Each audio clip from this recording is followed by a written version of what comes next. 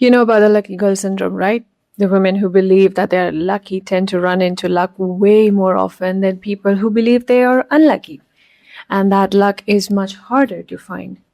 Is it placebo effect or quite literally the cheat code to reality?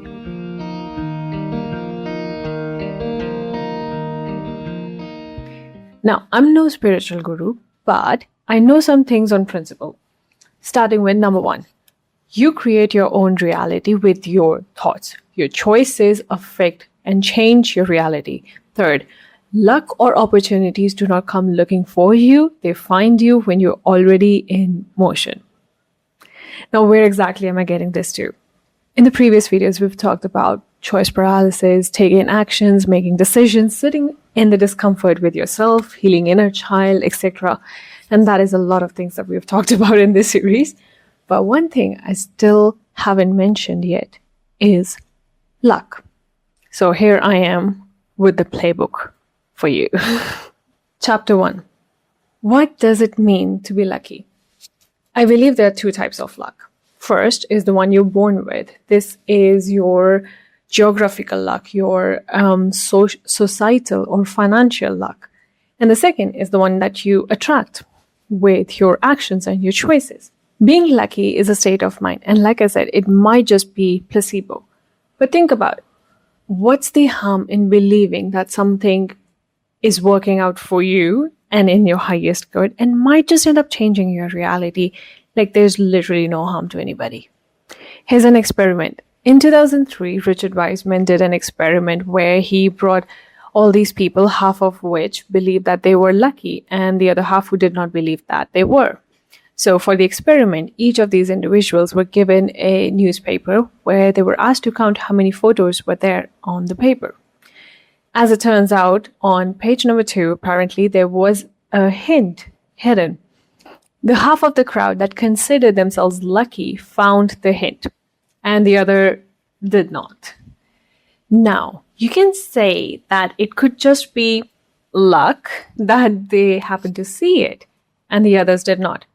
Quite literally proves the experiment itself, doesn't it? Lucky people notice opportunities because they have wired their brains to scan for opportunities. So what does it mean to be lucky? The belief that you are, the belief that everything is working out in your favor and the universe loves to drop hints for you and provide all the possible help that you need in that particular situation. That's what it is to be lucky. Just the belief that you are. And now the main part of the video. How to be lucky. And now that's really a good question, but I have already answered it. You just have to believe that you are.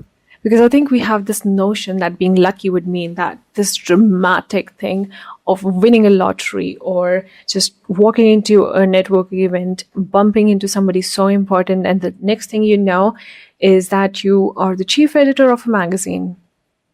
I mean, that could possibly happen. But being lucky can be as subtle as finding the exact ready meal that you've been craving for a week to be on discount today. Or just getting home just in time before it rained. That's also being lucky.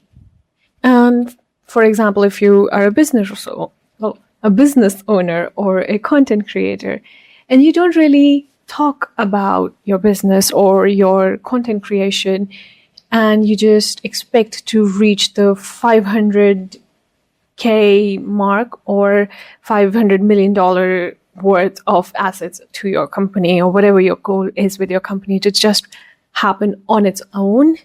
As a content creator, that could look for you to just post one reel and be like, yeah, I'm going to be famous now.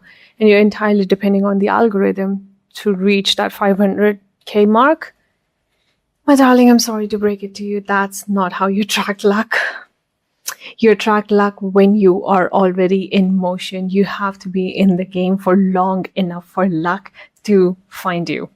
And you know what a really good question at that point would be? Chapter 3. How to increase the surface area for luck to find me. And now we're talking. So you show up. Like I said, you believe it in your heart that it's going to work out for you, and you show up every day. And I believe in my soul that the train of opportunity shows up every few days, weeks, months, but it's about whether or not you are at the platform to board the train when it arrives. All you need is the audacity to show up and walk into the room like you own it. Even if you're the least experienced person in the room, you are in the room. You increase the surface area for luck to find you by being everywhere. At networking events, in DMs of possible opportunities, meeting new people and being open to opportunities, especially the ones that kind of scare you and you're not ready for it yet. Because being ready is a decision and not a state of mind. And that is a whole different video. Second, you believe your instincts. You feel called to go to a particular event, by all means go there. You feel called, you have this intuition that you need to go to the park today and just sit down, relax, and read. Because you never know, showing up to places, who might see you in the action, in the motion, and just change your life. We all remember the Chanel model, don't we? Like, she was literally discovered on New York subway. Just show up. You never know how it's going to change your life. You never know who's watching you. And I hope some really good brand is watching me right now, because, boy, I want you to sponsor me. because you never know who is watching you and how drastically it can change your life. And that is how luck happens. As long as you're in the motions, things will continue to happen for you. It's like flipping a switch for life to spoil you with all the goodness. And the moment you decide, like, no, I'm going to hide. I'm going to hide in my room and just be still. Well, guess what, darling? Stagnant water only attracts mosquitoes. No offense, by the way. Being delusionally optimistic. One thing did not work out. Okay, that's redirection. Got fired. Okay, you can start your art business now. You broke up with your partner. Maybe this chapter calls for you to enjoy your individuality and sharpen your own identity. Fourth, being so darn resilient that it's annoying. My aunt used to say this, that her best quality, according to herself, is her resilience. And I did not understand that 2 years ago. And now I do. And why she wanted me to learn that before I got into the real world? Because, boy, you need that. You need to be so delusionally optimistic and resilient that there's this undeniable faith that everything is going to work out for you and that you will figure it out. I think I want to add one more thing to that, and that is self-trust. I mean, it is a whole video that I'm preparing for the next one, but like, self-trust, love that topic. We're going to watch that video, okay? I'm working on it. But talking about resilience, I think it's also important for me to say what it really means as well. When something happens and you consider as bad luck, like missing your train by seconds, what if the next train is going to make you have a beautiful conversation with a stranger who might just give you really good life advice? Or you might just bump into the love of your life. I believe when you believe that you are lucky and the universe wants to spoil you, there's no such thing as bad luck or the wrong train, because even the wrong train will take you home. Chapter 4. How much do I have to change to be lucky?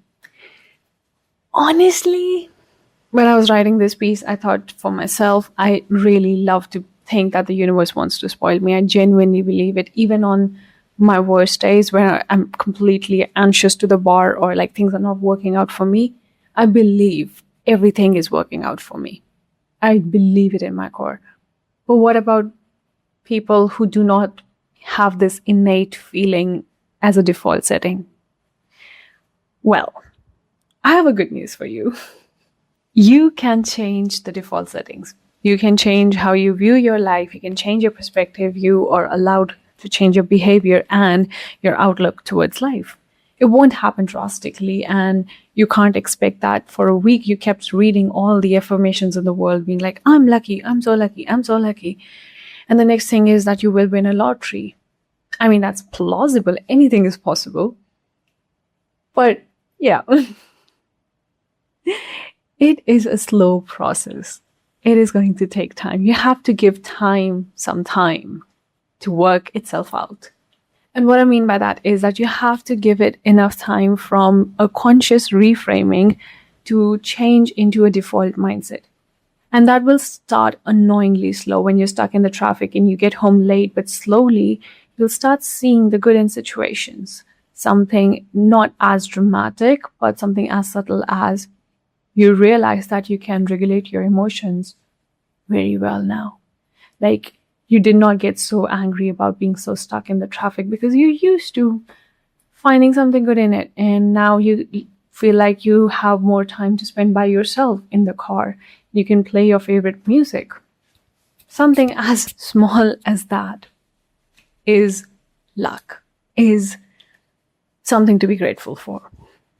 And finding that good in everything.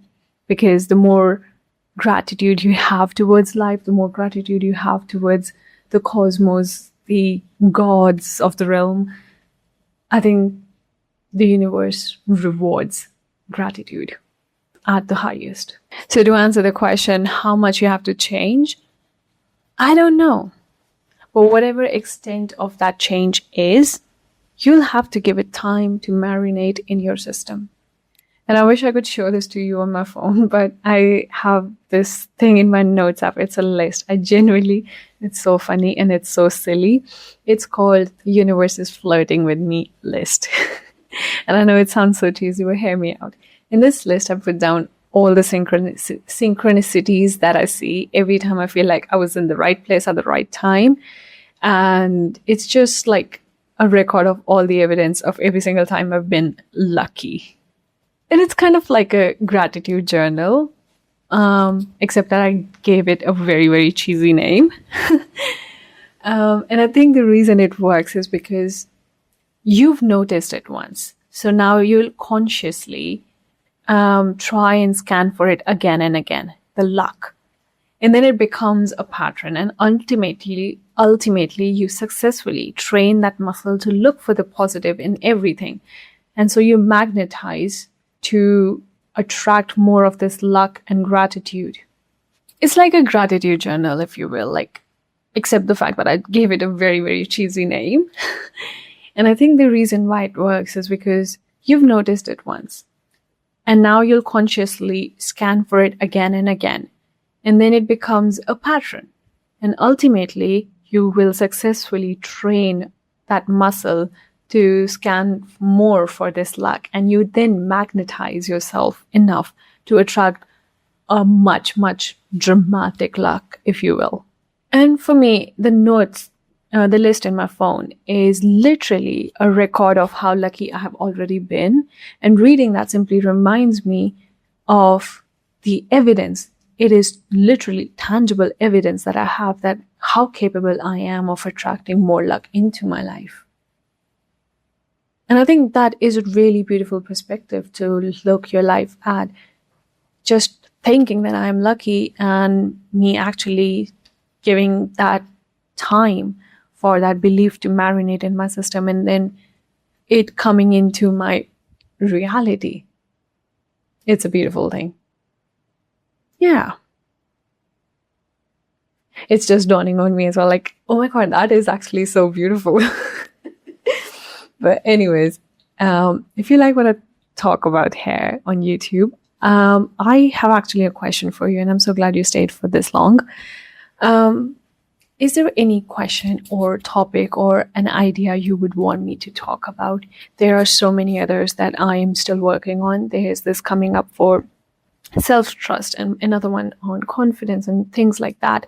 And I'm trying to look out for what my audience is actually looking for as well. So if you have any suggestions or you want me to talk about a certain feeling, aspect of life, or dissecting a quote or a book, I would love to do that. I want to try explore different formats here. So do let me know if any of that is in your interest or you want me to explore something here. Would love to do that. And besides that, also, again, as usual, a little self-promotion. So if you love what you've been watching on my YouTube, I also have a Substack where I post essays and letters and sometimes short stories. And I would love for you to go and have a read there. If you like it, subscribe. If you don't like it, please move on with your life. I hope you have a beautiful day. Anyways, until next time.